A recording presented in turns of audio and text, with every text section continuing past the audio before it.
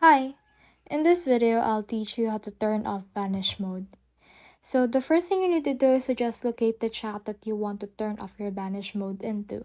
So what you can do is you just need to scroll from low to up on here on your conversation with them. So let's scroll from low to up, and then as you can see, you just need to release to turn on vanish mode.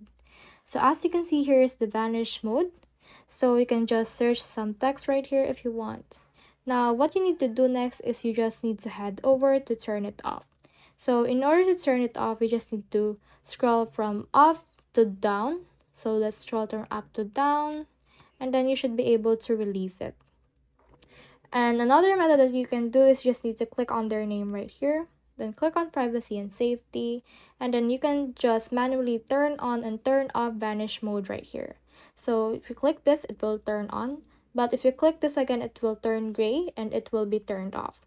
So that's the whole process. I hope this video helped you to turn off vanish mode. If you have questions or comments, comment them down below and we'll try our best to answer them. Thanks.